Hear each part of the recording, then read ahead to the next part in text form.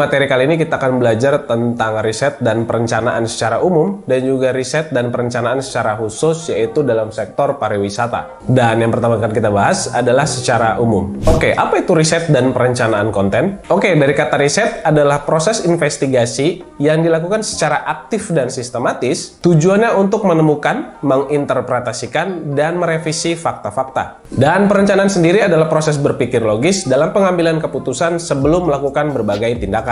Berdasarkan dua kata tadi, kita simpulkan riset dan perencanaan merupakan hal penting dengan tujuan menciptakan konten yang berkualitas untuk menambah daya tarik penonton. Oke teman-teman, jadi selanjutnya kita akan mempelajari metode atau strategi untuk riset dan perencanaan. Di sini kita akan belajar metode 5W plus 1H. W yang pertama adalah what atau apa. Nah, di sini teman-teman diminta untuk menemukan atau merumuskan hal apa, hal dasar apa yang nantinya akan kalian jadikan konten. W yang kedua adalah who atau siapa. Di sini teman-teman harus merumuskan atau mencari tokoh atau mencari narasumber atau mencari pencetus tergantung dari konten yang teman-teman buat untuk mengisi peran tokoh utama dalam konten yang kalian buat. W yang ketiga adalah where atau di mana. Jadi di sini teman-teman diminta untuk menemukan tempat atau lokasi di mana peristiwa terjadi atau di mana tempat lokasi syuting untuk membuat konten kalian.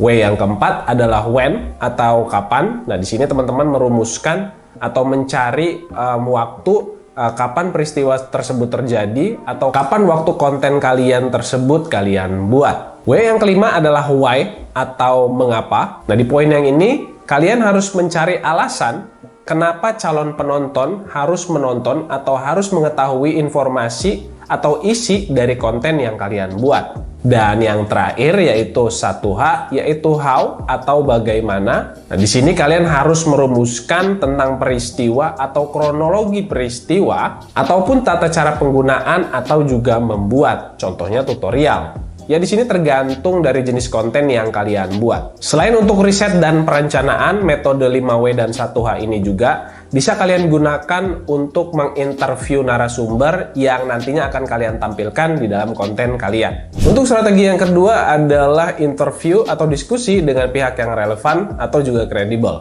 Jadi untuk menentukan jenis konten apa yang ingin kalian buat dan bahas, pihak yang relevan dan kredibel punya peranan penting dalam penentuan jenis kontennya. Contoh, kalian bisa diskusi atau interview dengan tokoh terkait, terus juga misalnya komunitas yang terkait, tokoh pendiri, atau lain-lainnya. Selanjutnya, strategi yang ketiga adalah menggunakan answerthepublic.com. Nah, di website ini kalian bisa menemukan apa yang penonton suka dan yang sering mereka cari tentang topik konten yang ingin kalian buat. Untuk versi gratisnya, kalian bisa menggunakan 3 kali pencarian per harinya. Jadi di sini kalian tinggal masukkan kata kunci topik konten kalian, dan website ini akan menampilkan keyword yang paling relevan dan paling banyak dicari oleh penonton.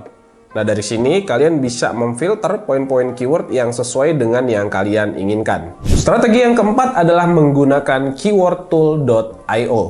Di website ini kalian bisa menemukan kata kunci yang relevan dengan apa yang ingin kalian targetkan. Kalian juga bisa memilih nama platform dan juga bahasa yang digunakan. Dan kurang lebih tampilannya yang seperti kalian lihat ini. Oke teman-teman, di bagian akhir dari materi riset dan perencanaan secara umum ini ada beberapa tips untuk kalian. Yang pertama, risetlah dari sumber yang kredibel dan faktual. Baik dalam bentuk fisik seperti majalah, buku, jurnal, dan semacamnya, atau digital seperti website dan media sosial, atau juga menginterview tokohnya secara langsung. Tips yang kedua, berpikir kritis. Jadi kalian tidak hanya mengupas konten dari hanya satu sudut pandang saja. Contohnya, kalian membuat konten tentang COVID-19 dari sudut pandang pengusaha, freelancer, pekerja, orang-orang yang sekolah, atau semacamnya. Yang ketiga, menganalisa lebih dalam. Di bagian ini, kalian bisa menganalisa data secara kuantitatif atau kualitatif secara mendalam. Dan tips yang terakhir adalah empati. Kalian bisa meningkatkan rasa empati terhadap audiens yang menjadi target agar bisa merencanakan konten yang relevan nantinya. Selanjutnya kita masuk materi riset dan perencanaan secara khusus, yaitu sektor pariwisata. Setelah kita paham soal riset dan perencanaan secara umum, kita langsung lanjut aja ke bagian strategi sektor pariwisata. Oke, di sini kita masih pakai metode 5W plus 1H. Jadi yang pertama adalah what atau apa. Di bagian ini kalian bisa memasukkan objek wisata yang ingin kalian jadikan konten. Misalnya, kalian ingin memasukkan Taman Hutan Raya Kota Bandung. Jadikan itu sebagai unsur what dalam pembuatan video konten kalian. Lalu who atau siapa. Pada unsur ini, setelah kita tahu dasar atau objek wisata yang ingin kita jadikan konten, kita juga harus tahu siapa pendiri dari objek wisata tersebut. Selanjutnya, where atau di mana.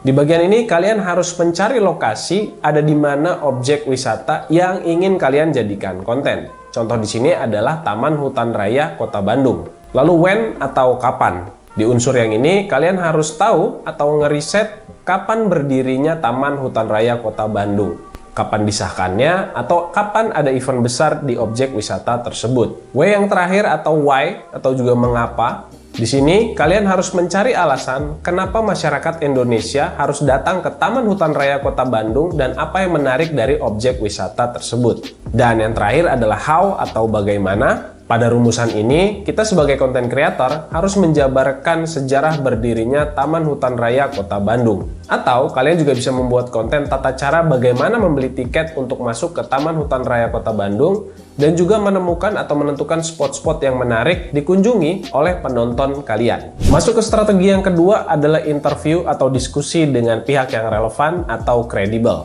Dalam hal pariwisata, pihak yang relevan dan kredibel antara lain pendiri objek wisata, pengurus objek wisata, komunitas terkait, peneliti objek wisata tersebut, atau masyarakat yang sudah lama tinggal di objek wisata tersebut. Strategi yang ketiga menggunakan answerthepublic.com. Di website ini kalian bisa menemukan berbagai kata kunci yang berkaitan dengan pariwisata yang ingin dibahas.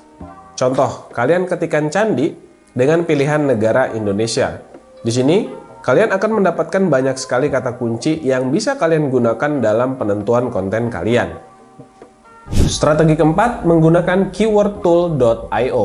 Di sini, kalian bisa menemukan kata kunci yang relevan dengan topik pariwisata target kalian. Kalian bisa pilih platform dan bahasa yang digunakan. Seperti yang kalian lihat di bagian keyword suggestions akan merekomendasikan kata kunci yang relevan dengan kata kunci utama. Selanjutnya di bagian questions, ada rekomendasi pertanyaan terkait dengan kata kunci utama. Lalu ada hashtags, di mana ada rekomendasi hashtags terkait dengan kata kunci utama yang kita targetkan. Kita lanjut ke bagian komponen konten sektor pariwisata. Yang pertama adalah objek wisata. Salah satu komponen yang menjadi daya tarik audiens atau calon penonton kalian adalah objek wisata. Contoh di sini adalah Taman Sari Jogja yang menjadi daya tarik turis lokal maupun turis asing. Yang kedua adalah seni dan budaya. Selain objek wisata, seni dan budaya adalah daya tarik tersendiri untuk calon penonton kalian. Contoh di sini adalah seni dan budaya dari Subang, Jawa Barat, yaitu seni dan budaya Sisingaan. Di mana itu bisa menjadi daya tarik tersendiri untuk konten kalian karena merupakan festival arak-arakan yang menggotong singa. Yang ketiga adalah Cindramata. Cindramata khas daerah tertentu juga bisa menjadi daya tarik untuk calon penonton kalian dari sektor pariwisata. Contohnya kalian bisa membahas batik atau kain batik tertentu dari daerah tertentu, atau juga bisa mengupas sejarah dari kain batik tersebut. Dan yang terakhir ada kuliner. Jalan-jalan ke objek wisata atau jalan-jalan wisata nggak lengkap rasanya kalau misalnya kita nggak mencoba kuliner daerah khas tersebut. Kalian bisa berbagi pengalaman tentang kuliner tersebut dengan format atau dengan jenis konten video yang kalian buat. Materi selanjutnya adalah sumber referensi riset dan perencanaan dalam konten sektor pariwisata. Oke teman-teman, di sini aku akan kasih tahu sumber referensi untuk pencarian konten sektor pariwisata. Yang pertama dari website dan media sosialnya Kemenparekraf. Dalam website dan media sosial ini terdapat informasi mengenai berita pariwisata Indonesia dan info akurat mengenai dunia pariwisata Indonesia. Yang kedua adalah website dan media sosial Wonderful Indonesia. Di sini kalian akan menemukan info menarik mengenai pariwisata Indonesia secara rinci, mulai dari tempat wisata, seni dan budaya, dan sebagainya. Website ini tidak hanya menjadi daya tarik bagi wisatawan lokal, tapi juga menjadi daya tarik bagi wisatawan mancanegara.